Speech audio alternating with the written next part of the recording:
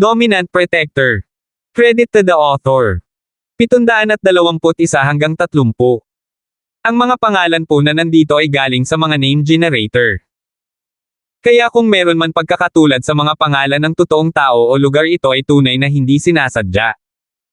Natigilan ang may-ari. Sabi niya $280, hindi $200. Ang mga salita ni Terence ay nagpa-freeze muli sa kanya. Ang $200 ay mahal. Handa lang siyang magbayad ng $150. Inangat niya ang kanyang ulo at tumingin kay Terence, na pagtantong hindi nagbibiro si Terence.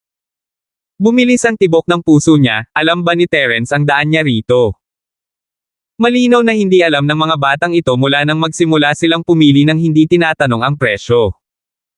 Akala niya ay mayroon siyang 3 matabang tupa, ngunit ang taong nagbabayad ay hindi sila. Si Terence iyon. Hindi ko ito maibebenta ng $150, $180,170. Gustong sabihin ng may-ari ng $180, ngunit ayaw niyang palitan ito ni Terence ng $100. Ayaw na niyang magpatalo pa at mabilis na pinalitan ito ng $170. Maaari niyang ibenta ito sa halagang $170, ngunit mas kaunti lamang ang kinita niya. Akala niya ay kikita siya ng malaking halaga noon, ngunit ngayon ay hindi na siya kumita ng kasing dami ng karaniwang deal. Masyadong malaki ang pagkakaiba, at hindi niya ito matanggap. Ang $150 ay malapit sa halagang nakuha niya sa kanila at hindi mahalaga kung ibinente niya ito o hindi. $150. Ako ay nasa parehong negosyo tulad mo noon, itinuro ni Terence ang isang tindahan na hindi kalayuan sa kanila at sinabing, nakikita mo ba ang lalaking iyon? Dati, ibinebenta ko ito kasama niya sa tulay. Habang nagsasalita si Terence, nagkataong inangat ng tao ang kanyang ulo at agad na nakilala si Terence, bro, nandito ka na naman. Nanganak na ba ang asawa mo? Hindi pa, tumitingin-tingin lang ako dito. Ngumiti si Terence. Go ahead with your business. Busy ako, kausapin kita mamaya. Ang taong iyon ay tumango kay Terence at nagpatuloy sa paggawa. Ang pag-uusap ni Terence sa kapatid na iyon ay nabigla sa may-ari. Hindi niya inaasahan na si Terence ay nasa parehong negosyo at agad na sumuko, sige, dahil alam nating pareho, alam mo ang presyo ng pagbili. Ang $150 na binabayaran mo ay ang presyo ng pagbili at wala akong kinikita.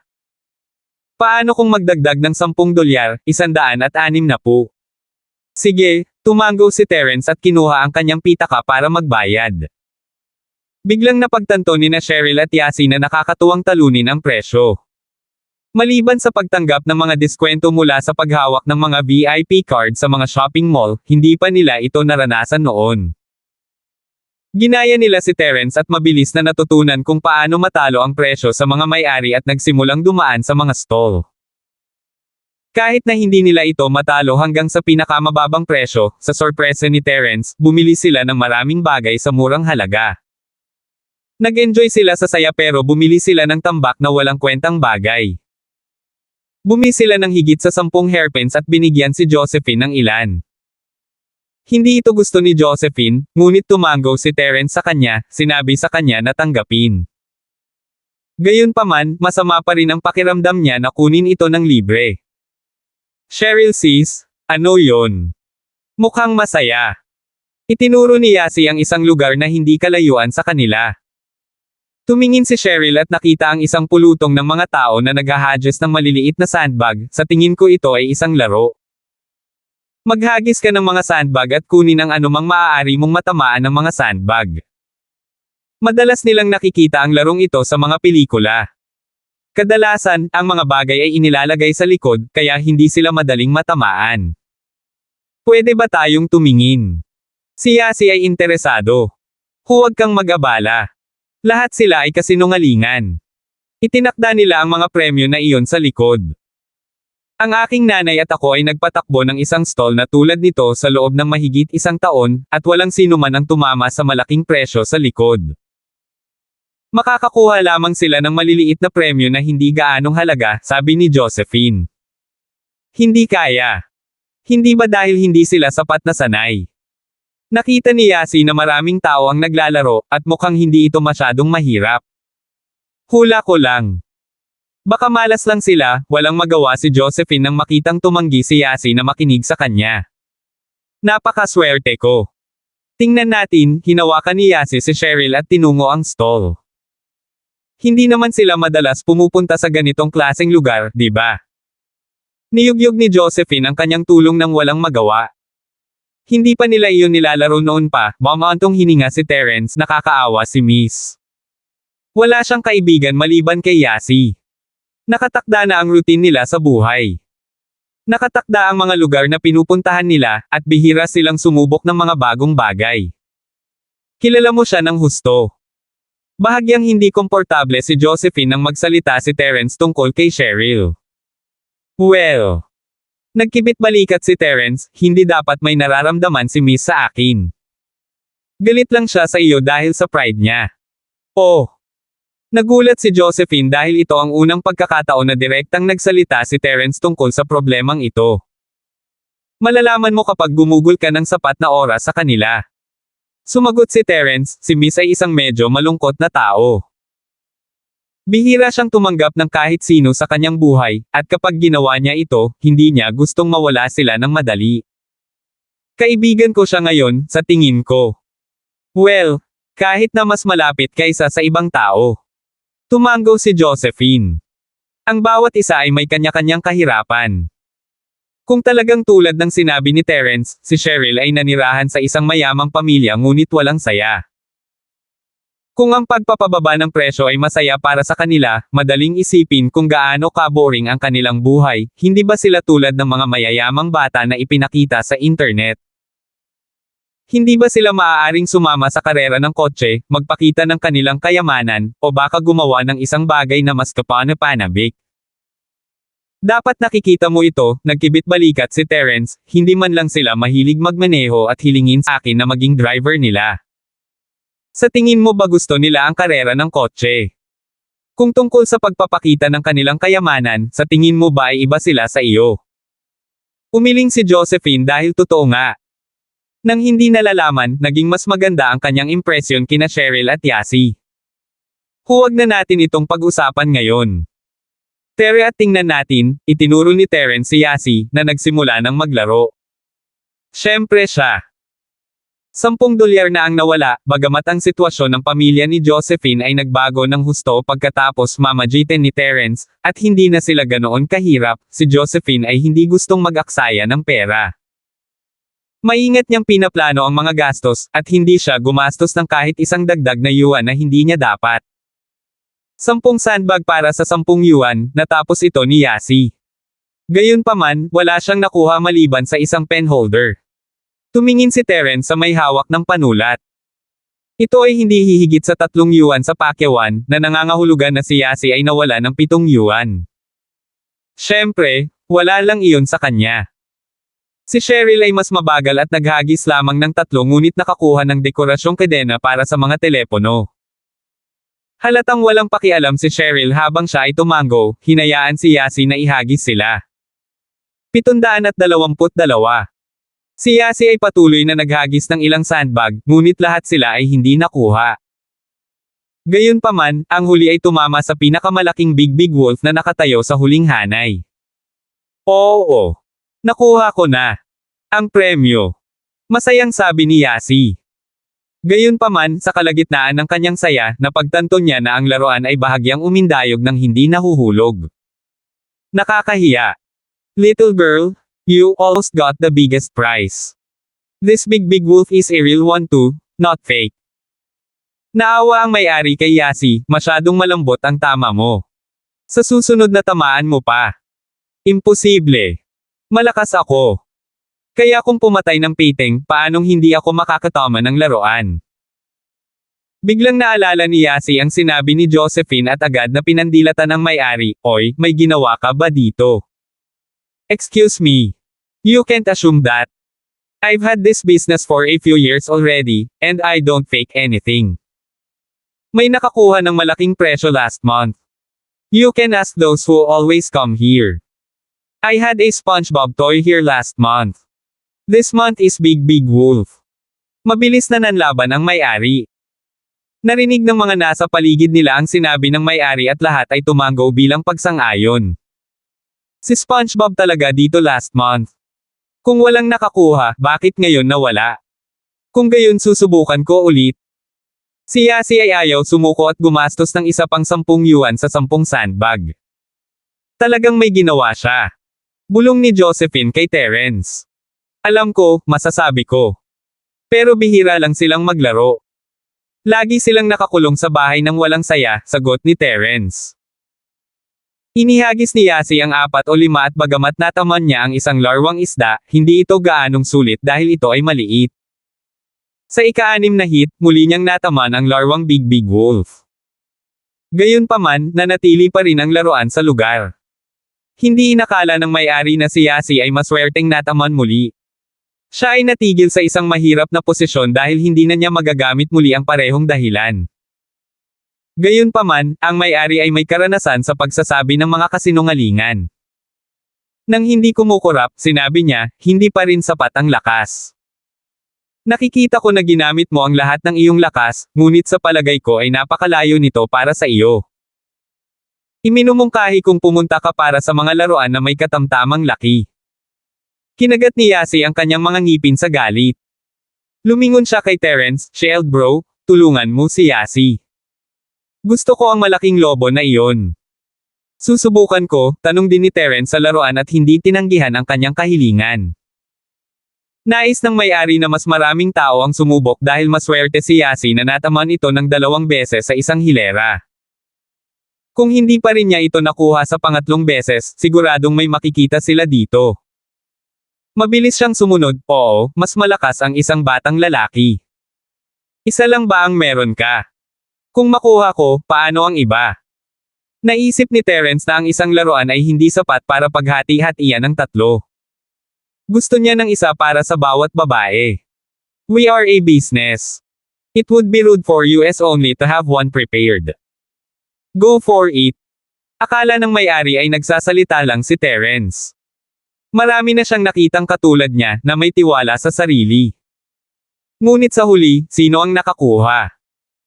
Sige, casual na dinampot ni Terence ang isang sandbag at inihagis ito nang walang pinupuntirya. Tumingin ang may-ari kay Terence. Nagpapanggap ka ba na cool? Magiging himala kung matatamaan mo ito. Bang! Ang sandbag ay eksaktong tumama sa larwang Big Big Wolf, at nahulog ito sa lupa. Ha! Gulat na napatingin ang may-ari sa eksenang nasa harapan niya. Paano niya nakuha iyon? Nahulog ba ito? Naglagay siya ng layer ng foam glue sa stand, kung saan nakalagay ang plastic bag na may hawak na laruan. Nahulog man ito, walang maghahinala dahil ang foam glue ay nakadikit sa stand. Gayunpaman, walang sino man ang nakagawa nito dati. Marahil ito ay dahil ang foam glue ay naruroon at hindi na ito malagkit. Lumuwag ba ito dahil 2 beses itong hinampes ni Yasi? Iyon ang dahilan kung bakit nakuha ito ni Terence sa unang pagsubok. Sumakit ang puso ng may-ari, ngunit wala siyang magawa. Paano siya makakahanap ng dahilan sa harap ng napakaraming tao? Ang may-ari ay bumili ng opisyal na inilabas na mga laruan upang makaakit ng mas maraming customer, at nagbigay lang siya ng ilang daang yuan. Ang may-ari ay nakakita ng isang katulong paminsan-minsan upang manalo ng premyo. Mga kamag-anak niya sila tulad ng mga tita at tita. Sa huli, babalik sa kanya ang laruan. Pagkaraan ng ilang oras, kapag nakalimutan na ito ng mga tao, pinapalitan niya ang plastic bag at muling ilalabas. Nagagawa niyang isipin ng mga tao na bumili siya ng mga bagong laruan, at walang magtatanong dito. Gayunpaman, mali ang kalkulasyon niya ngayon. Kung alam niya, kunwari ay sinuri niya ito at nilagyan pa ng pandikit. Congratulations, boy! Ikaw ang unang player na nakakuha ng malaking premyo ngayong buwan. Kahit masakit ang puso ng may-ari, hindi niya magawang kumilos ng walang kahihiyan sa harap ng napakaraming tao. Maaari rin niyang ibigay ito kay Terence at i-promote ang kanyang stall, sino pa bang gustong sumubok? Baka ang susunod na mananalo ay ikaw. Bilisan mo at huwag palampasin ang pagkakataon. Sure you will? Ipinasa ni Terence ang laruan kay Yasi. Wow! Ang galing mo! Masayang niyakap ito ni Yasi. Si Cheryl at Josephine ay bahagyang naiinggit ngunit walang sinabi. Pagkatapos mag-cheer ni Yasi, lumingon ulit ito sa kanya, "Shield bro, you can't be unfair. You need to get one for your wife and your girlfriend."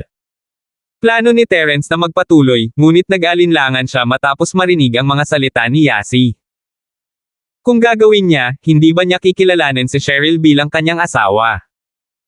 Bagaman, walang masama kung si Josephine ay naging kasintahan niya. Yasi, tigilan mo nga yang kalokohan mo.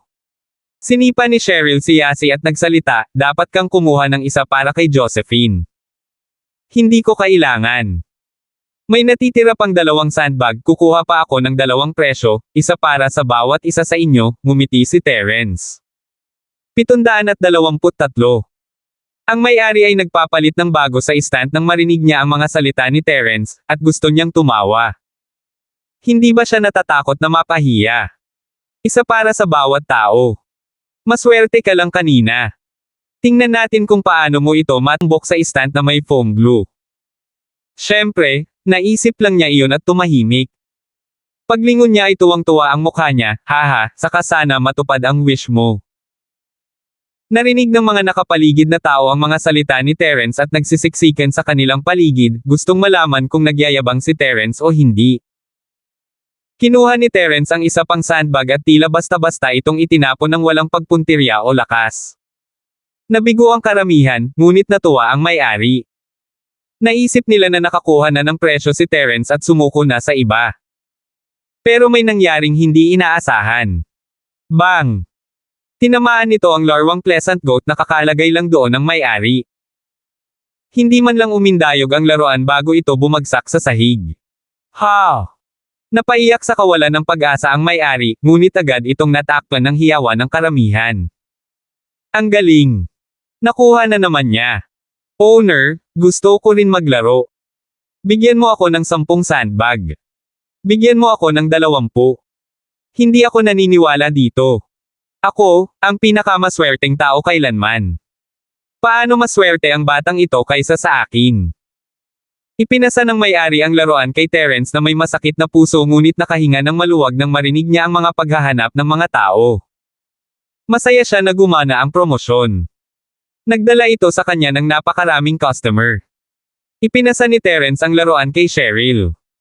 Dapat mong ibigay ito kay Josephine, kinuha ito ni Miss sa kahihiyan. Naroon si Josephine, at hindi inisip ni Cheryl na dapat niya itong kunin. Kinuha na ni Yasi ang isa, at hindi niya dapat kunin ang isa pa. Ayos lang, may natitira pang sandbag, at kukuha ako ng isa pa para sa kanya, tinimbang ni Terence ang huling sandbag sa kanyang mga kamay. Narinig ng may-ari ang mga salita ni Terence at halos madapa sa sarili. Isa pa. Malaking pera ang mawawala sa kanya. Paano niya mapapanatili ang negosyong ganito? Gayunpaman, hindi niya mapigilan si Terence na gawin iyon dahil mas lalo siyang mawawalan. Kumuha siya ng pera nang hindi maabot ng iba ang premyo ngunit tumanggi nang makuha ito ng mga customer.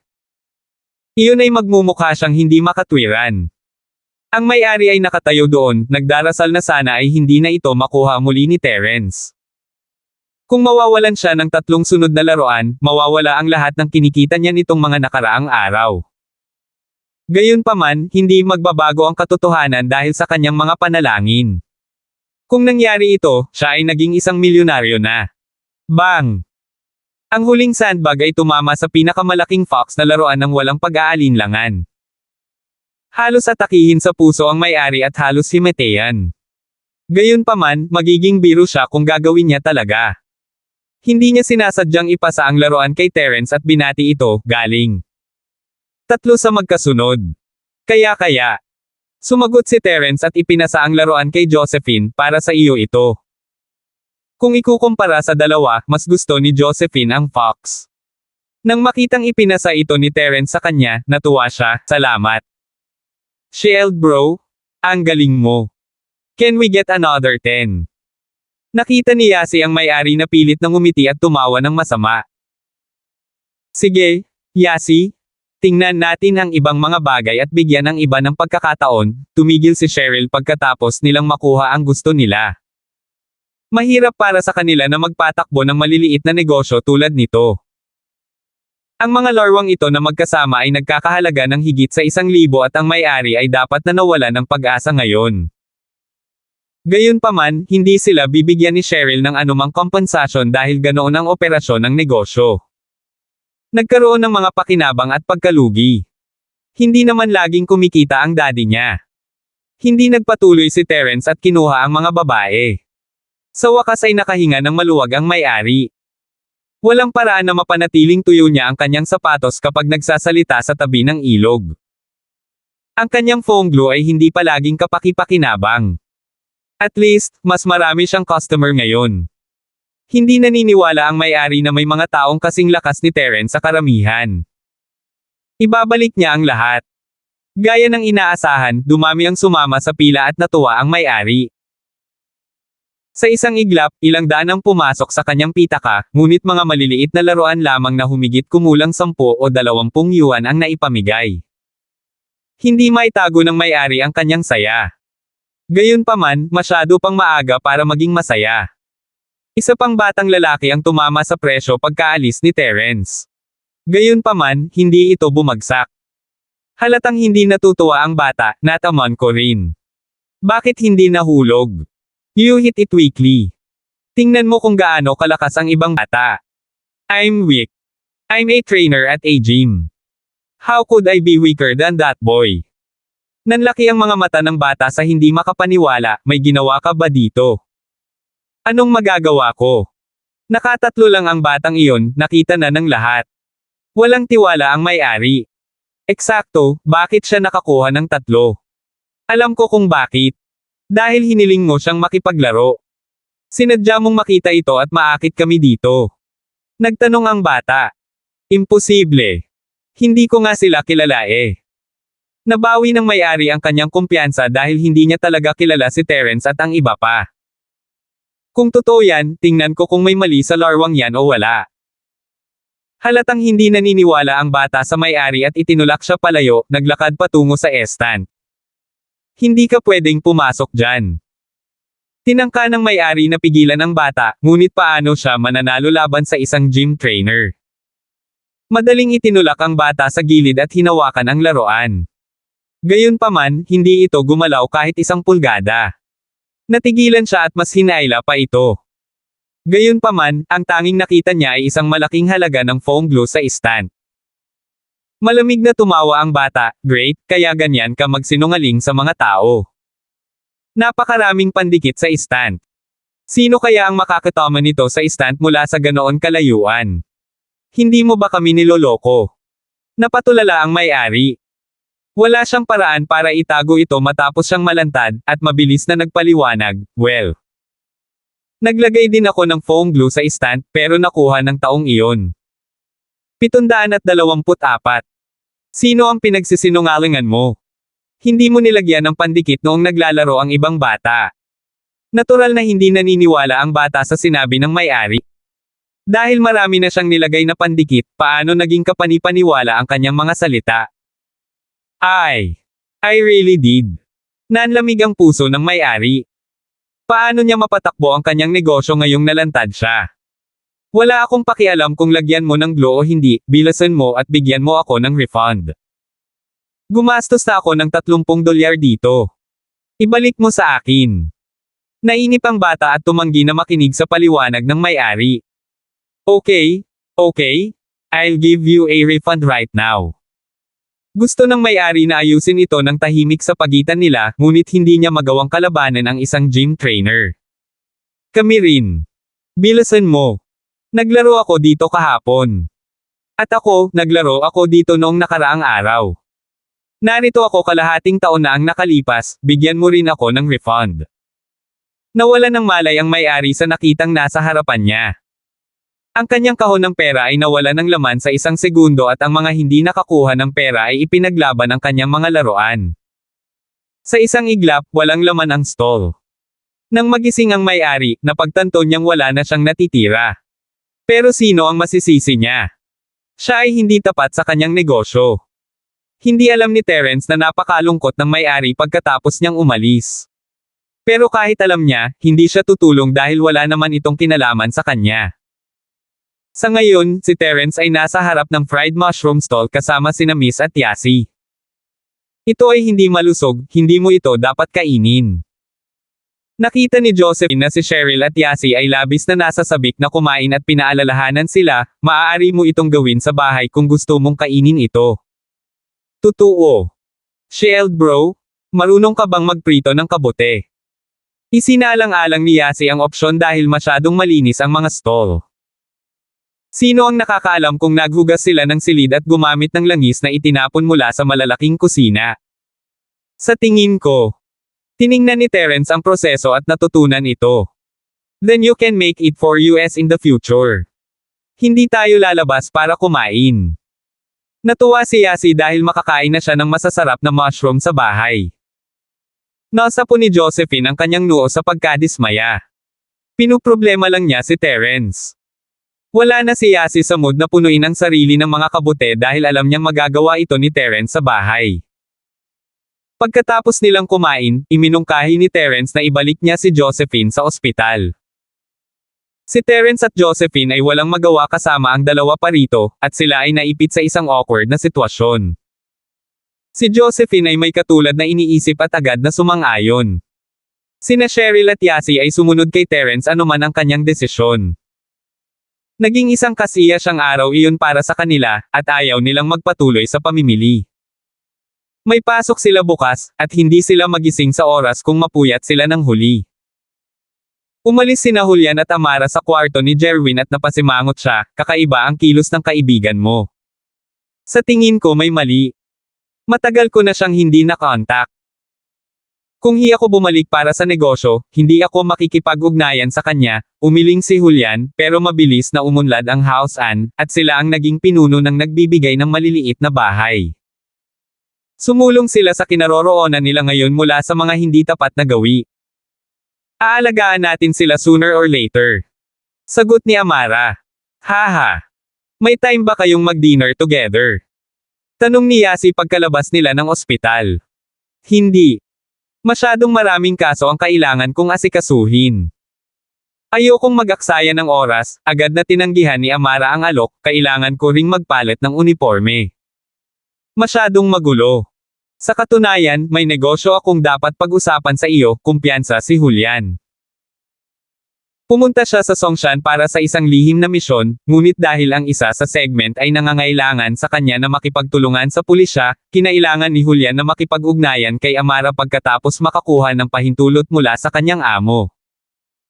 Ayon sa proseso, kinailangan munang kontaken ni Julian ang pinuno ng Bureau ng Pulisya.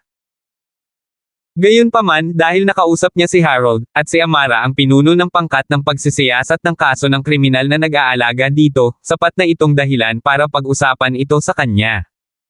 Negosyo. Nagulat si Amara, kung ito ay negosyo, maaari tayong mag-usap sa aking opisina, ngunit kalimutan ang tungkol sa hapunan. Pero oras na ng hapunan. Paano natin pag-uusapan ang negosyo nang walang laman ang tiyan? Tumawa ng mapait si Julian. Sige, mabilis na pagkain para sa dalawa, sagot ni Amara, may dining hall sa ospital. Sige. Walang mababago si Julian tungkol dito, pero at least sabay silang kumakain. Gayunpaman, hindi ito magiging romantiko. Nakarating na silang dalawa sa dining hall. Bagamat naka-uniforme ng pulis si Amara, naka-uniforme din ng armadong pulis si Julian. Gayunpaman, walang nakapansin sa kanila dahil maraming pulis ang nagbabantay sa ospital, at normal na kumain sa ospital. Gusto ni Julian na mag-order ng ilang pagkain sa isang pribadong silid, ngunit ang kanta na Amara ay bumili ng pagkain para sa dalawa. Siya ay desidido at walang puwang para tumanggi si Julian.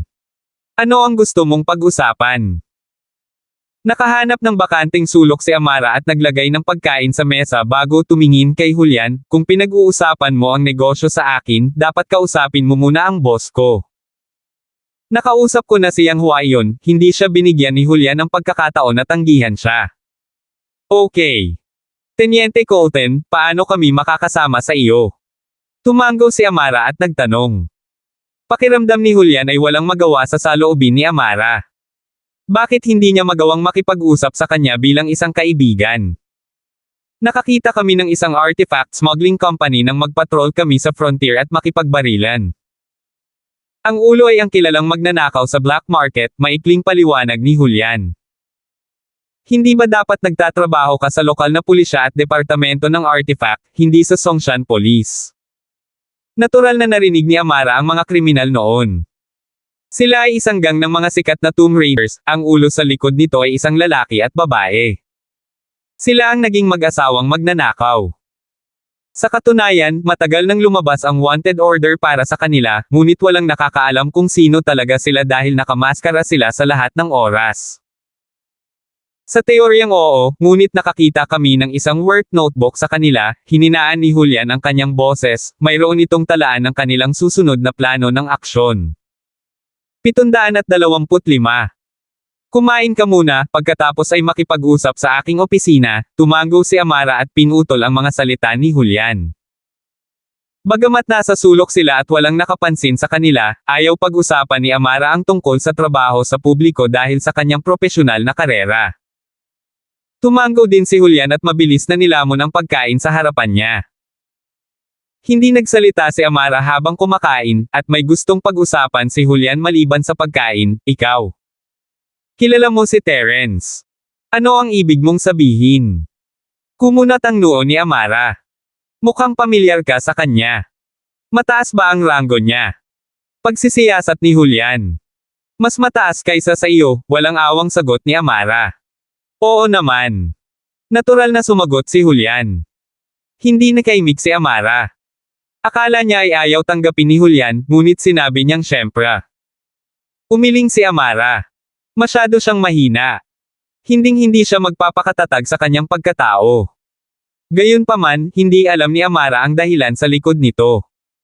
Kung ito ay ibang tao, hindi kinakailangang ibababa ni Julian ang kanyang ulo, ngunit hinahangaan lamang niya si Terence. Mukhang hindi angkop ang paksa at tumigil si Julian sa pagsasalita dahil ayaw siyang kausapin ni Amara. Mabilis niyang tinapos ang pagkain sa harapan niya. Nagsanay din si Amara sa mga espesyal na puwersa at hindi gaanong mas mabagal kaysa kay Julian. Naglakad na silang dalawa papuntang car park pagkatapos kumain. Si Julian ang nagmaneho ng Audi A6 na may police number plate, ang pinaka-iconic na business car. Sa kabilang banda, si Amara ang nagmaneho sa kanyang Leopard. Nagmaneho sila papunta sa Songshan Police Station. Sa opisina ni Amara, binigyan niya ito ng isang basong tubig at umupo sa tapat nito sa sopa. Lieutenant Colton, maaari ka nang magpatuloy. Sige, tumango si Julian. Nang magsalita siya tungkol sa negosyo, nagbago siya mula sa kanyang karaniwang mahina at masunurin na imahe. Mas matindi pa siya ni Amara kaysa dati. Natuklasan namin ang notebook ng mag-asawang magnanakaw. Sa notebook, nakatala ang petsa para sa kanilang susunod na plano at ang lokasyon ay isang puntod malapit sa Songshan, sabi ni Julian. Oh! May nicho malapit sa Songshan. Nagulat si Amara. Wala siyang narinig na anumang mga lungsod na itinayo dito noong mga dinastiya, at ang mga libingan sa paligid ay dapat na maliliit na libingan ng mga ordinaryong tao. Hindi dapat mahanap ng mga Tomb Raider na mahalaga ito. Hindi ako sigurado dahil hindi na itala ng notebook ang detalyadong lokasyon ng nicho. Nabanggit lamang nito ang lungsod ng Songshan, at sa tingin ko ay malapit ito dito, sabi ni Julian. Gusto mong hanapin ang puntod. Akala ko ba hindi mo ito trabaho? Hindi maintindihan ni Amara kung bakit gustong hanapin ni Julian ang libingan. Ang puntod ay natagpuan ng 3 gang ng mga Tomb Raiders. Ang mag-asawang magnanakaw ay isa sa mga pinuno ng gang. Sagot ni Julian. So gusto mong hulihin lahat ng 3 gang ng sabay. Hindi tanga si Amara at naunawaan niya agad ang kanyang intensyon. Oo. Tumango si Julian. Una, gusto naming mahuli silang lahat. Pangalawa, gusto naming tuklasin ang libingan gamit ang kanilang kapangyarihan. Kung ito ay mahalaga sa kanilang mga mata, ito ay dapat na hindi karaniwan. Kung tuklasin muna nila ito, maaari nilang bigyan ang aming mga arkeologo ng impormasyon at kaginhawahan. May maitutulong ba kami sa iyo? Naunawaan ni Amara ang ideya, at ang misyon ay medyo mapanganib. Kinailangan nilang mahuli ang mga mapanganib na raider ng libingan at tuklasin ang libingan kasama nila. Ayon sa kanilang mga tala, nakita nilang lubhang mapanganib ito mula sa unang pagsisiyasat. Gayunpaman, mas maraming kayamanan ang dapat na nakatago sa likod ng mga libingan na tulad nito. Kaya, ayaw nilang sumuko, ngunit hindi rin nila masisiguro ang tagumpay, patuloy ni Julian. Pagkatapos, nakipag-ugnayan sila sa mga sikat na archaeologist sa bansa, si Dr. Boji Lane. Liu Boji. Huminto ng ilang segundo si Amara, ang Boji mula sa ating lungsod ng Songshan. Ang libreng explorer, si Boji. Oo, siya. Tumango si Julian at nagpatuloy, si Boji ay isang libreng explorer, espesyal na reporter, at may akda para sa maraming kumpanya ng magazine sa ibabaw, ngunit mayroon siyang mga lihim na koneksyon sa kumpanya ng pagsalakay ng Nichu. Si Boji ay inatake ng isang mamamatay tao. Sa tingin ko ay alam mo iyon, biglang napagtanto ito ni Amara, pumunta ka sa amin para kay Boji. Tama iyan. Si Boji ang may kontrol sa mga pulis ng Songshan, at dapat tayong magsimula sa kanya kung gusto nating hanapin ang libingan. Siya lang ang taong nakakaalam, sabi ni Julian, ang mga gang na iyon, kasama ang mag-asawa, lahat ay natagpuan si Boji, na gustong gamitin siya para makapasok sa libingan. Ngunit pagkatapos niyang magsagawa ng detalyadong paggalugad, ang mga taong ito ay masyadong mapanganib sa pakikipagtulungan, si Lane ay sumuko sa pakikipagtulungan. Pagkalat ng balita o pagkuha ng kayamanan ng mag-isa pagkatapos niyang ipahayag na siya ay susuko, kaya sinubukan nilang patayin siya upang matakan ang kanyang bibig. Kaya nga, hindi katakatakang hindi pumayag si Boji na makipagtulungan sa pulisya. Alam niya kung bakit siya inatake. Kung sasabihin niya ang totoo, hihilahin siya dito at masentensyahan din siya. Sa wakas ay naunawaan ni Amara ang mga alalahanin ni Boji. Lihim din siyang isang Tomb Raider. Si Boji ba ay gumawa ng anumang pag-amin o nagbigay sa iyo ng anumang impormasyon? Tanong ni Julian. Hindi, tumanggi siyang magtrabaho sa amin. Noong una, hindi namin masyadong pinag-isipan ito, at hindi namin alam na marami pala ang nasa likod nito, umiling si Amara sa panghihinayang.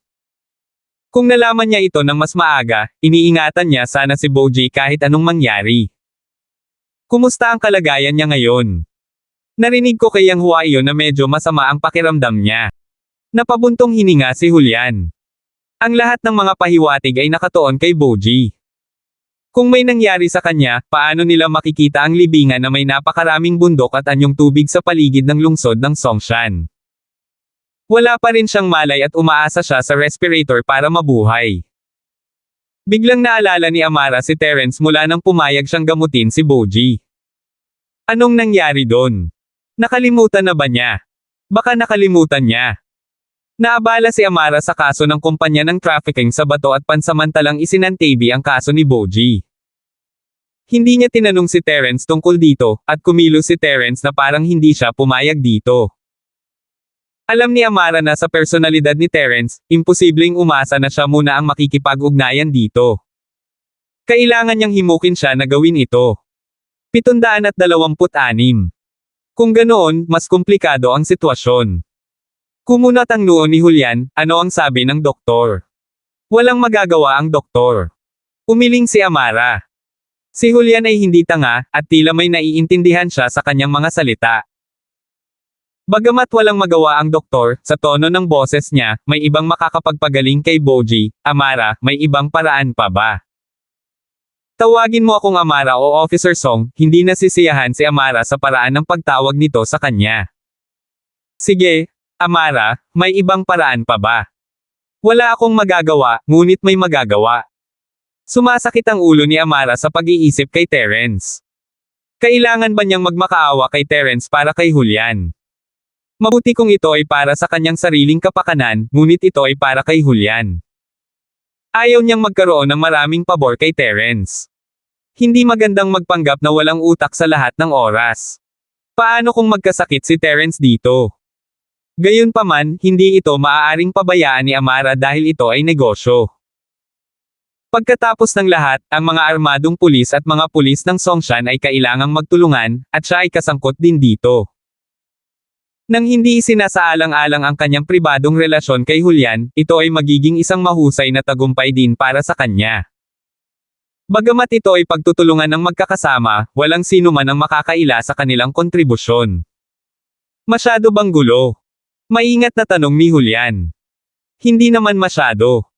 Tawagan ko muna, napabuntong hininga si Amara habang ang pagtawag kay Terence ang tanging paraan. Kung hihilingin niya kay Julian na hilingin sa kanyang kapatid na babae na tanungin si Terence, maaaring gumana ito, ngunit kakailanganin ito ng labis na pagsisikap. Pagkatapos ng lahat, humingi muna siya ng pabor kay Terence. Kung sasabihin niya kay Julian na makialam, masama kung iisipin ni Terence na ginamit niya si Julian para ipilit siya kay Yasi. Okay, tumango si Julian. Kinakabahang tinawag ni Amara si Terence. Nang matapos ang tawag, nagsimula siyang magsisi. Hindi siya dapat tumawag sa harap ni Julian.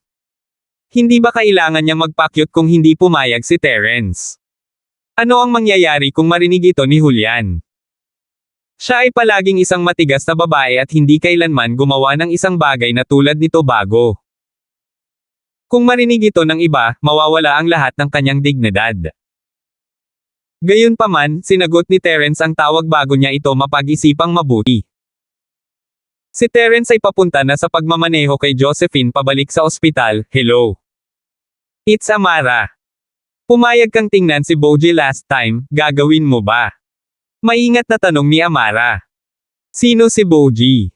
Tama ang hula ni Amara. Nakalimutan na ni Terence kung sino si Boji.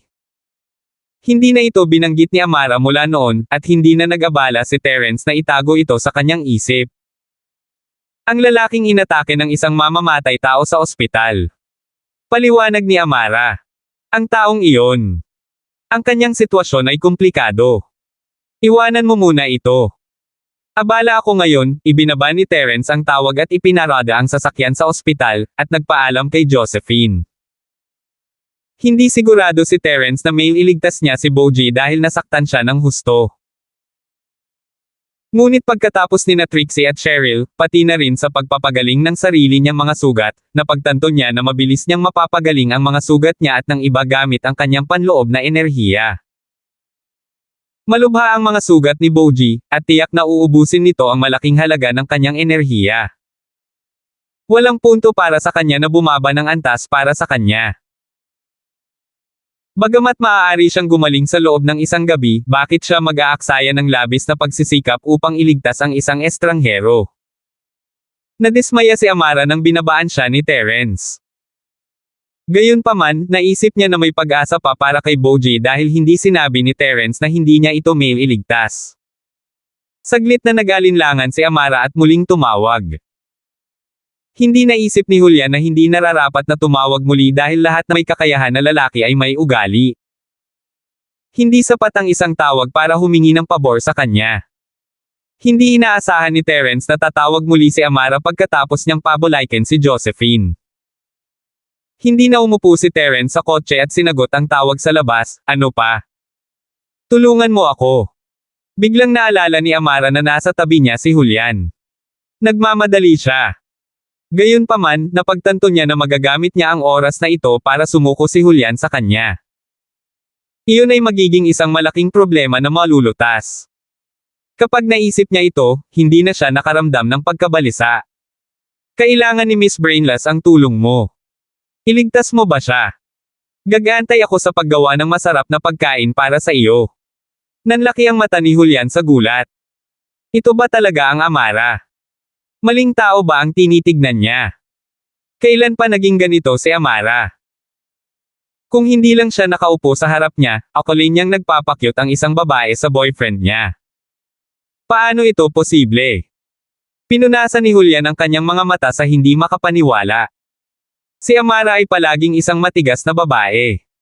Bakit siya nagkakaganyan? Babae ba ang tumatawag? Parang hindi naman dahil mukha siyang kausap na lalaki. At tinawag niya ang kanyang sarili na, Miss Brainless. Halos sumabog ang puso ni Julian. Laking gulat niya na ganoon ang pagsalita niya sa sarili niya. Ang palayaw ay tila isang palayaw sa pagitan ng magkasintahan. Natahimik si Terence sa kahilingan ni Amara, ngunit lumambot ang kanyang puso. Sige, pupunta ako at titingnan ko bukas kung libre ako. Ang galing. Salamat talaga. Sinubukan ni Amara na gawing kasing sweet at cute ang boses niya hanggat maaari. You are welcome. I'm hung up. Ibinaba ni Terence ang tawag at bumalik sa loob ng sasakyan. Nakahinga ng maluwag si Amara. Tapos na. Gaya ng inaasahan, makikipagkompromiso si Terence kapag maganda siyang kumilos. Nang makaramdam siya ng kasiyahan sa kanyang sarili, natigil ang kanyang mga ekspresyon nang maalala niyang nakaupo sa tapat niya si Julian. Amara. Ikaw. Tumingin si Julian kay Amara nang hindi makapaniwala. Ano? May mali ba? Naging natural muli ang mga ekspresyon ni Amara. Nais niyang isuko ito. Noon lang. Iyong taong tinawagan mo. Hindi maiwasang magtanong ni Julian.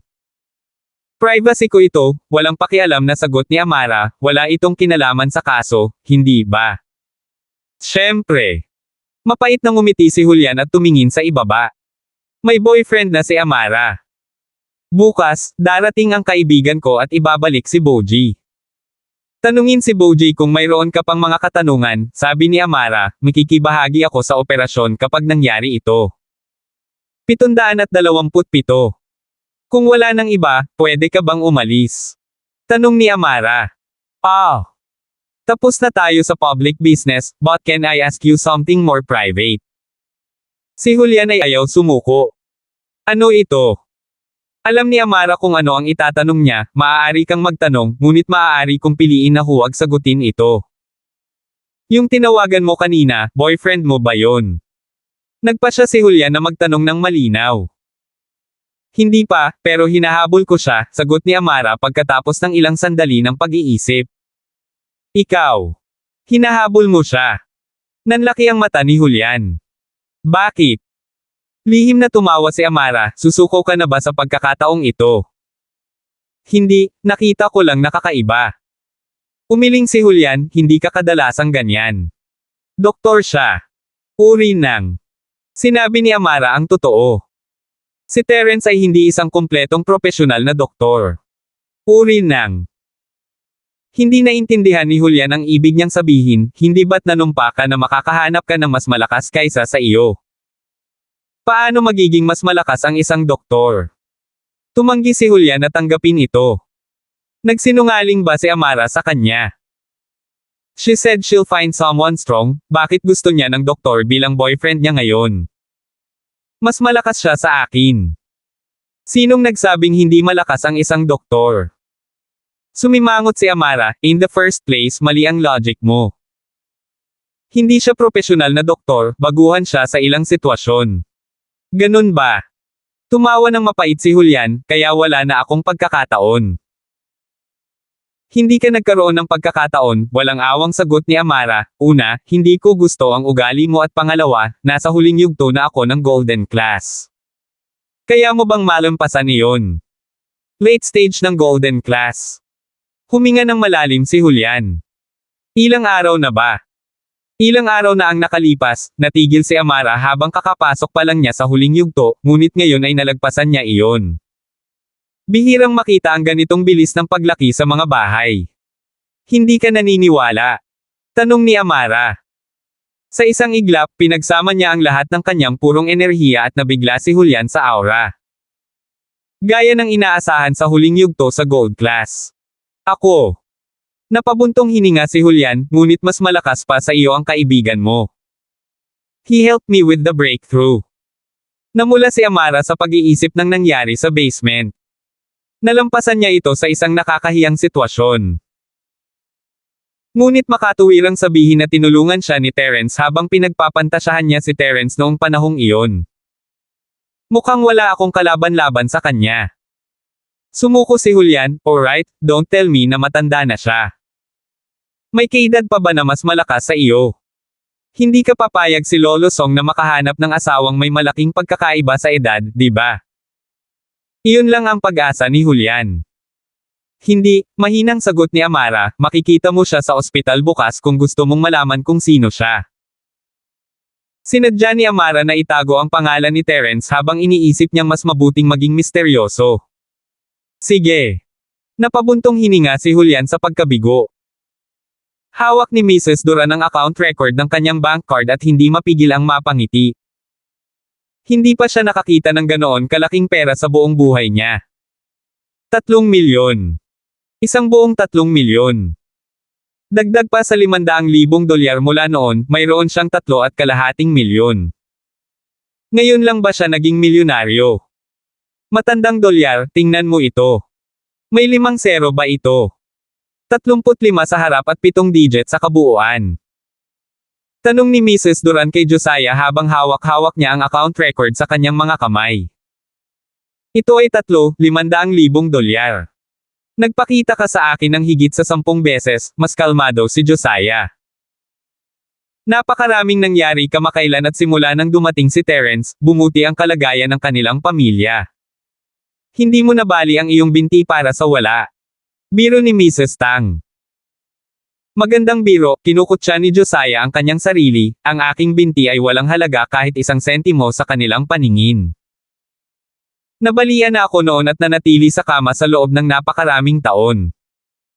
Binigyan ba tayo ng 1 sentimo? Kung hindi dahil kay Terence, hindi nila tayo bibigyan ng 300,000, not to mention 3 million. Nagbibiro lang ako. Alam din ito ni Mrs. Tang. Hindi niya alam kung saan nakuha ni Terence ang pera, ngunit kaya niya. Hindi lang niya nabali ang binti ng CEO ng Irving Real Estate, kundi binayaran pa niya ang pamilya nito. Pumasok si Josephine nang kausap ni Mrs. Duran ang kanyang asawa. Nang makitang maaliwalas ang kanilang mga mukha sa mga ngiti, nagtanong siya, "Tatay, nanay, ano ang sinasabi mo? Mukhang masaya ka. 3 million ang pinag-uusapan. Magaling si Terence, nakuha niya tayo ng 3 milyon. Ikinawin ni Mrs. Duran ang bank card at account record sa kanyang kamay, sabihin mo kay mama ang tungkol dito, paano mo nakuha? Oh, si Terence ang nagturo ng leksyon kay Darren. Siya ay pinsan ni Coldy at si Coldy ay nagtrabaho para kay Irving.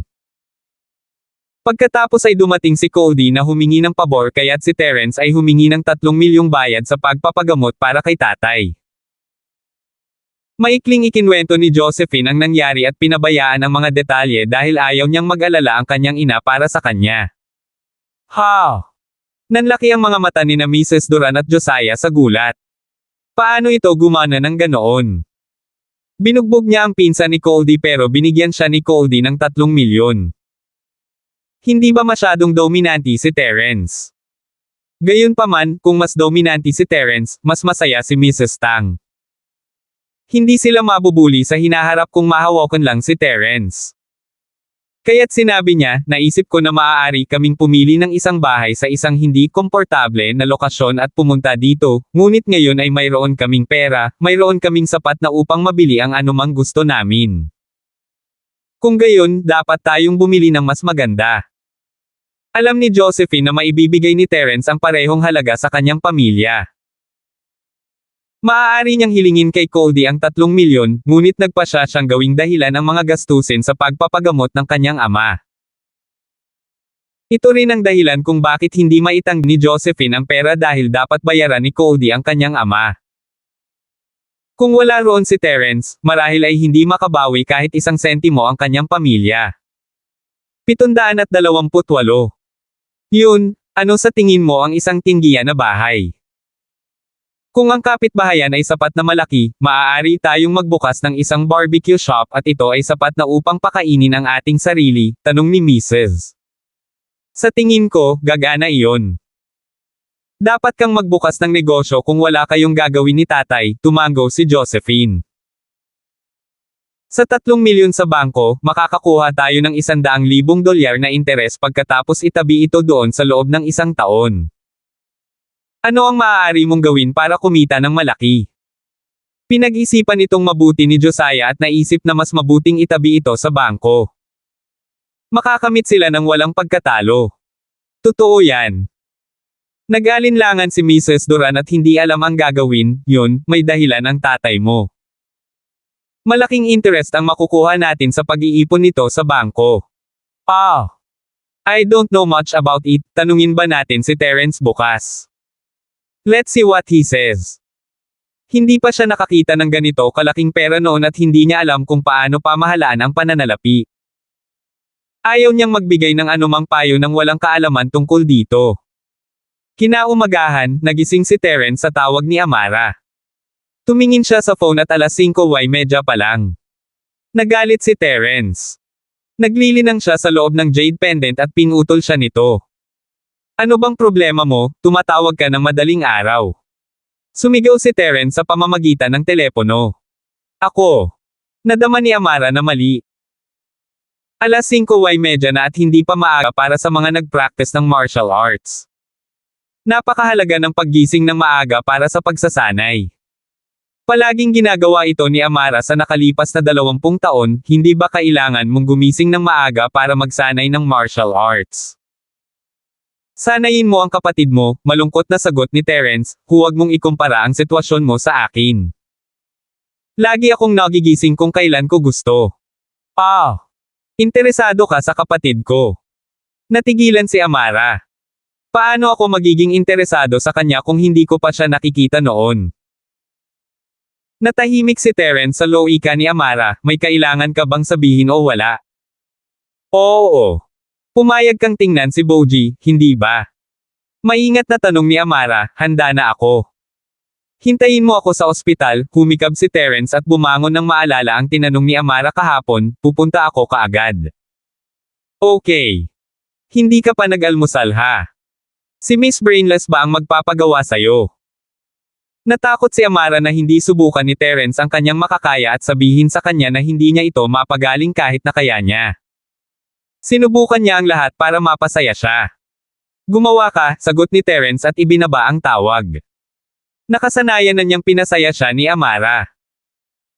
Tumayo si Terence at hinanap ang mga sangkap na kailangan para sa lugaw sa kusina para kina Cheryl at Yasi, iset ito sa timer at umalis.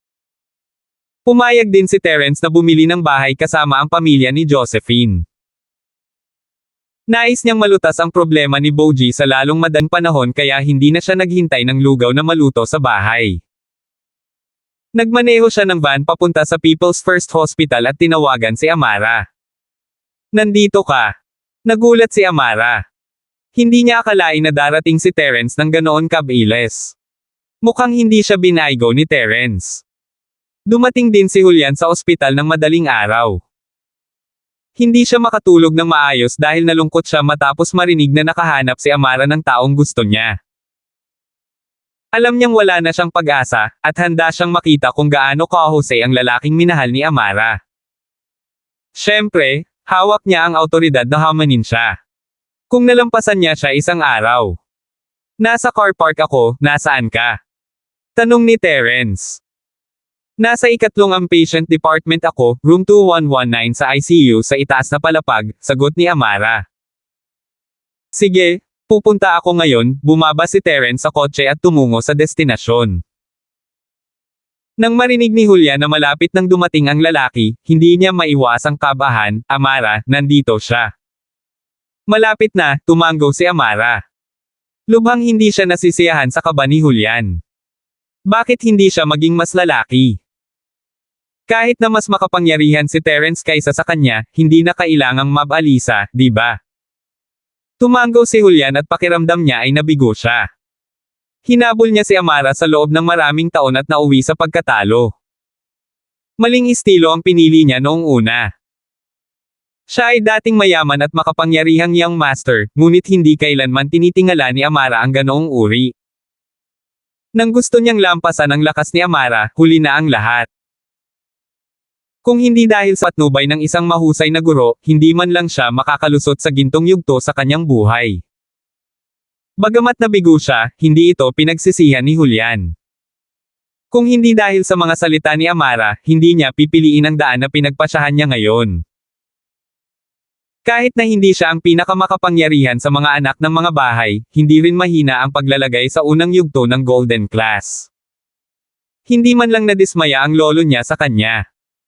Siya ang nag-iisang anak na lalaki sa ikatlong henerasyon ng House Colton, at imposible para kay Yasi na magsanay ng martial arts. Kung siya ay hindi sapat na malakas, ang kanyang bahay ay malamang na pinatalsik ni House York mula sa 4 na malalaking bahay pagkatapos ng ilang taon. Kaya naman, nakaramdam si Julian ng panganib at krisis. Masyado pa siyang bata para isaalang-alang ito ngayon, ngunit wala siyang ibang pagpipilian kundi ang bantayan ang kanyang pamilya. Sa 3 henerasyon, walang sino man ang maaaring tumayong matatag sa gitna ng lahat maliban sa kanyang lolo.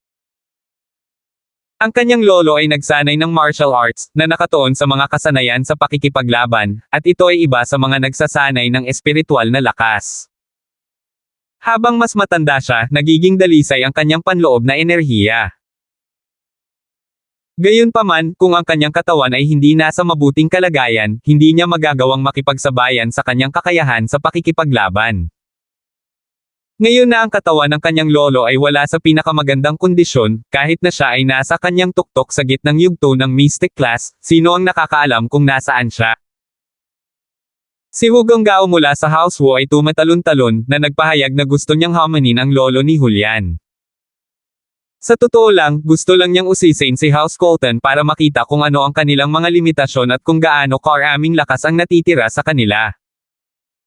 Pagkatapos ng mahabang panahon, ilang mga bahay ang dapat palitan. Natural, gusto ni House Wu na tanggalin si House Colton at palitan sila sa pamamagitan ng mga koneksyon sa mga bahay na malapit sa kanila. Kamakailan ay sinubukan ni House Kang na umakyat sa House Wu, at pareho sila ng intensyon. Kahit na ang House Colton, bilang isa sa mga sikat na bahay, ay tila kaakit-akit sa labas, ang kanilang posisyon ay pinagbabantaan. Malinaw na alam ito ni Julian at ganoon din ang kanyang lolo. Ito ang dahilan kung bakit sinuportahan siya ng kanyang lolo sa paghabol kay Amara. Kung sila ay sumali sa kasal, ang mga nagnanais ng kanilang posisyon ay muling isaalang-alang ang kanilang posisyon. Gayunpaman, hindi nagtagumpay si Julian dahil walang mata para sa kanya si Amara. Tinawagan ni Julian ang kanyang lolo kagabi, at napabuntong hininga ang kanyang lolo sa huli na napagtanto ng kanyang apo. Ano ang maaari nilang gawin tungkol dito ngayon? 729. Ang tanging magagawa ni Julian ay makipagkaibigan sa iba pang mga bata ng mas maimpluwensyang mga bahay upang mabigyan ang kanyang bahay ng malalakas na taga-suporta. Gayunpaman, ang ganitong uri ng suporta ay hindi matatag kung walang kasal. Sa sandaling nagkaroon sila ng mga salungatan, madali itong gumuho. Si Julian ay maaari lamang umasa sa kanyang sarili ngayon. Kung makapasok siya sa mystic class bago pumanaw ang kanyang lolo, hindi babagsak si House Colton sa loob ng 100 taon. Gayunpaman, nakamit na ng matandang babae ng House Song ang gitnang yugto ng mystic class. Sa katunayan, ang espiritual na martial arts ng House Song ay mas angkop para sa mga babae. Sa lahat ng mga supling ng House Song, ang nakatatandang kapatid ni Amara ay nasa unang yugto pa lamang ng Golden Class at maging ang batang kapatid na babae ni Amara ay umabot sa parehong antas ng kanyang kapatid. Ngayon na imposibleng magpakasal sa pagitan ni Amara at Julian, gusto niyang makita kung gaano kahusay ang lalaking nagustuhan niya. Kung ang House Song ay makakakuha ng napakalakas na taga-suporta, ang kanyang bahay ay posibleng umabot sa antas ni House York. Dumating si Terence sa silid at pumasok sa loob. Huminto siya nang makita sina Amara at Julian. Bakit siya nandito? Nanlamig din si Julian nang makita si Terence. Bakit nandito si Instructor Eagle? Kaagad, napagtanto ni Julian na ang taong may kakayahan na binanggit ni Amara ay si Terence. Ngayon ay naiintindihan na niya ang sitwasyon. Sino pa ang may kaya sa kanilang henerasyon maliban kay Terence? Kung matutulungan siya ni Terence na makalusot sa Gold Class, bakit hindi niya matulungan si Amara? Laging hinahangaan ni Julian si Terence at hindi kailanman inilagay si Terence sa kanyang sariling antas noon. Sa kanyang mga mata, si Terence ay parang Diyos. Kaya naman, nang isaalang-alang niya ang mga kandidato, hindi niya kailanman isinaalang-alang si Terence. Nang makita niya si Terence dito, sa wakas ay napagtanto niya ito. Mas bata pa sa kanya si Terence. Siyempre, siya ay isang natatanging kabataan ng henerasyong ito.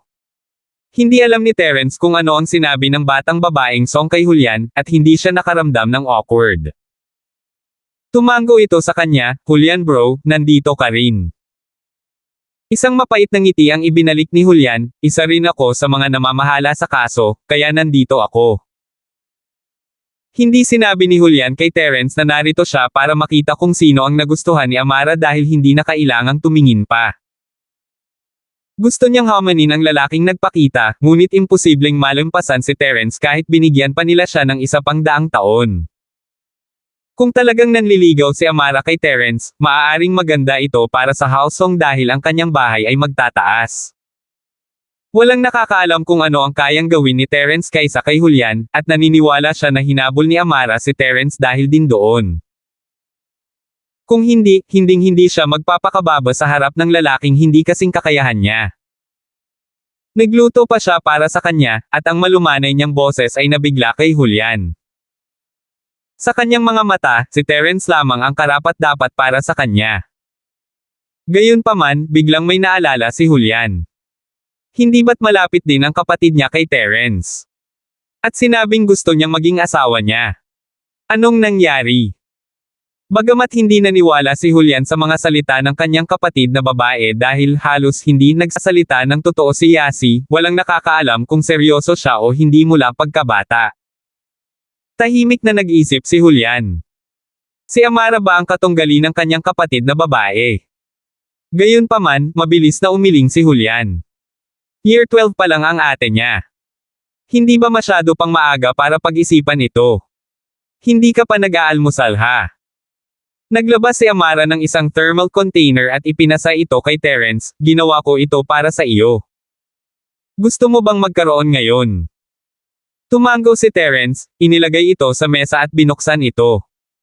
Nagulat si Terence sa galing ni Amara sa pagluluto. Marunong ba siyang magluto? At mukhang maganda. Ang ilang jujube cake, 2 pan-fried egg, at ilang maisla na side dish ay inilagay ng maayos sa loob. Obvious naman na homemade iyon. Malamang na maaga siyang nakarating. Mabilis na nilamon ni Terence ang pagkain at walang pigil na kinumplito, hindi ko alam na magaling ka palang magluto. Hindi ka naman inutil. Ang unang bahagi ng pangungusap ni Terence ay nasa sabik kay Amara, ngunit sa ikalawang kalahati ay halos sumabog ang kanyang puso sa galit. Anong ibig mong sabihin na hindi ako inutil? Wala na ba siyang ibang kaya? Nasa huling yugto na siya ng gold class, ngunit ang tanging nakikita ni Terence ay ang kanyang husay sa pagluluto. Gayunpaman, hindi siya nang ahas na ilabas ang kanyang galit dahil natatakot siyang umalis si Terence. Ang kanyang mga pagsisikap sa paggawa ng almusal at pagpapanggap na walang utak ay mauubos lahat. Ngumiti siya, kung gusto mo, mas madalas ba itong gagawin ni Miss Brainless para sa iyo? Tungkol naman sa iba pang bagay, kung tulungan mo ako, hindi ko na kailangang mag-alala sa kanila. Let's talk later. I want to have a look at Boji first. Hindi tumugon si Terence sa kanyang mungkahi dahil naging kakaiba ang relasyon nila ni Amara pagkatapos ng nangyari sa piitan. Hindi alam ni Terence kung ano ang iniisip niya tungkol dito, at natatakot siya na hindi niya kayang labanan ang tukso. Siyempre, maliit ang tukso, ngunit malaki ang gulo. Kung may nangyari sa pagitan nila, walang tigil siyang aasarin. Oo, gawin muna natin yan. Natuwa si Amara. Sa wakas ay hiniling niya na makita ang pasyente. Halos matanggal ang mga mata ni Julian sa mga saksakan nito. Palagi niyang naririnig na magbabago ang mga babae para sa mga lalaking nagustuhan nila, at totoo nga. Si Amara ay parang ibang tao. Kinailangan ni Terence na samahan si Josephine at ang kanyang pamilya upang bumili ng bahay at kailangan niyang lutisin ito sa lalong madaling panahon.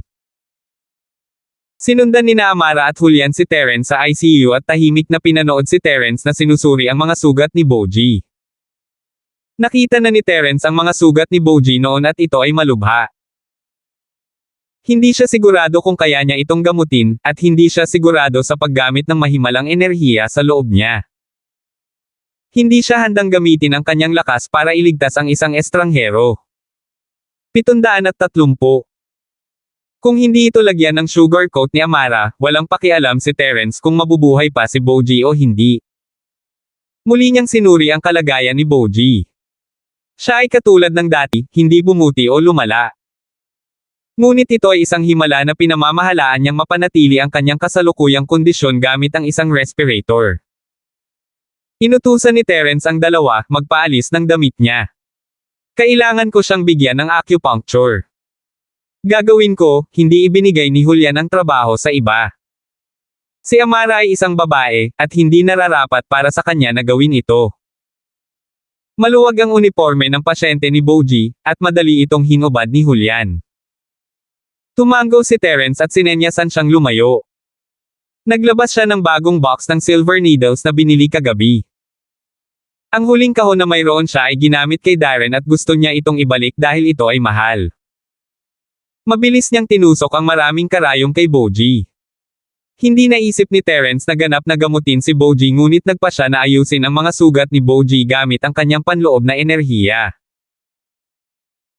Upang maiwasang maubos ang lahat ng kanyang enerhiya, tulad ng kay Trixie, ginamit ni Terence ang mga karayom upang harangan muna ang ilang acupoints upang piliing magpasya kung aling mga punto ang maaari niyang ilipat ang enerhiya. Para naman sa iba pa niyang sugat, kayang pagalingin ng ospital. Inilipat ni Terence ang kanyang enerhiya sa katawan ni Boji at nagayos ng ilang matitinding sugat. Nakahinga ng maluwag si Terence. Ang dami ng enerhiya na kailangan ni Boji ay mas mababa kaysa kay Trixie, halos kaparehong halaga ng kailangan ni Miss. Hindi niya kailangang bigyan ng sobrang lakas si Boji para ayusin ang kanyang mga sugat. Gayunpaman, hindi ganoon ang ginawa ni Terence. Una, ito ay masyadong kapansin-pansin at pangalawa, si Terence ay walang utang sa kanya. Malaking favor na ang ginagawa niya sa lalaki. Gamit ang mga salita ng kanyang matanda, ang isang magnanakaw ay hindi umaalis ng walang dala, at kung ang isa ay kumilos, dapat siyang kumita ng isang bagay. Sige, Majay gising siya sa hapon, binawi ni Terence ang mga karayong katawan ni Boji at ang buong proseso ay hindi umabot ng 10 minuto. Ganun lang kadali. Pinanood ni Amara si Terence na tinusok ang mga karayom at minamasahe si Boji saglit. Ngayon gumaling na siya. Kung ganoon lang kadali, bakit niya itinulak ang responsibilidad? Ito ay kasing dali ng pag-angat ng kanyang kamay ngunit niloko siya nito na magpanggap na siya ay walang utak ng maraming beses. Terence rolled his eyes, bakit hindi mo siya tretuhin kung sa tingin mo ay madali?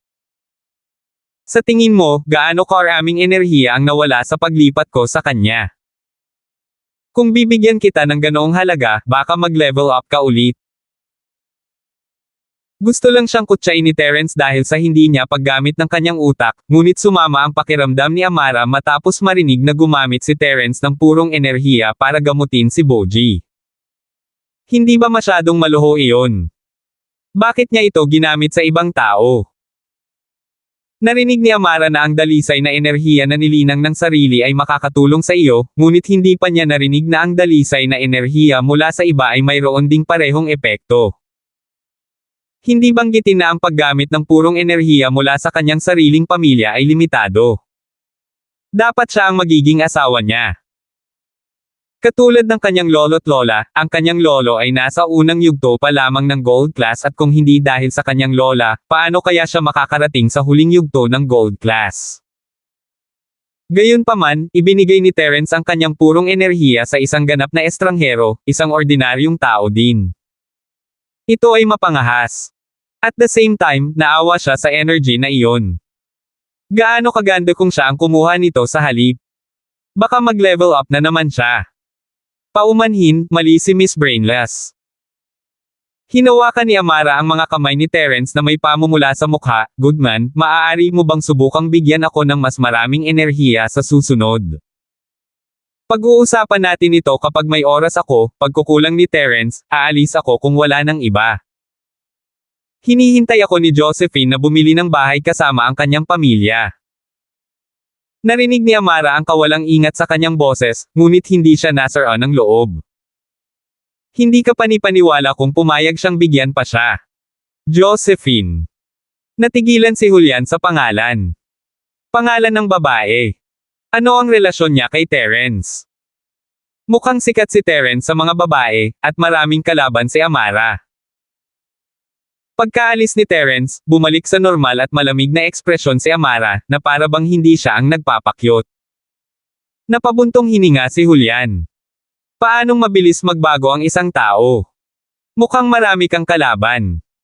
Ganap na inalis ni Julian ang relasyon na ito sa kanyang puso dahil alam niya kaagad ang pagkakaiba nila ni Terence. Wala na siyang pag-asa at inilagay niya ang kanyang sarili sa kaparehong antas ni Amara dahil maaari na siyang makipagbiruan sa kanya. So, nagulat si Amara sa inasto ni Julian. Sa isang iglap, naramdaman niyang parang mas kalmado si Julian kaysa dati. Ngayon, maaari silang maging mabuting magkaibigan, at hindi na siya nakaramdam ng sakit sa kanya, sa wakas ay sumusuko ka na. Oo. Ano ang magagawa ko kung hindi ako susuko? Hindi ako mananalo laban sa kanya, minisyon ni Julian ang kanyang sarili at nagkibit-balikat, hindi ko akalain na siya iyon. Sumuko na ako kaagad kung alam ko, hindi man lang ako nandito para mawala ang dignidad ko ngayon. Kilala mo si Terence. Narinig ni Amara ang nakatagong mensahe. Hindi ko masabi sa iyo, umiling si Julian. Ngumiti si Amara, mas nagiging komportable ka sa akin ngayon. Masyado kang malambot at hindi kailanman kumilos na parang lalaki noon. Marahil iyon ang kahinaan ko. Wala akong intensyon na lumaban sa ilalim ng iyong panggigipit mula pagkabata, tumanggo si Julian, kaya hinding-hindi ako magiging iyong kalahati, marahil bilang iyong tagasunod. Napakaraming magagandang babae dyan. Sa House Colton at sa sarili mong kakayahan, ano ang kailangan mong ipag-alala? Tinapik ni Amara si Julian sa mga balikat, sa tingin ko mas magiging madali kung makikita kita bilang isang kapatid. Then we will be brothers from now on. Bagamat sumuko na siya ay parang bitter pa rin siya. Kamusta si Lolo Colton? Matagal nang hindi bumisita si Amara mula nang magkahiwalay ang kanilang mga pamilya matapos malaman na gusto ni Lolo Colton na ayusin ang kasal ng dalawa. Not so good. Umiling si Julian, bagamat hindi natin sinasabi, halata naman sa mga tagalabas. Napakaraming tao ang naghahangad na palitan ang pamilya ko. Hindi ko kayang panatilihin ang posisyon nito sa lakas kong mag-isa. Kaya naman gusto ni Lolo na ikaw at ako. Salamat po at sinamahan ninyo ako, ingat lagi mga master.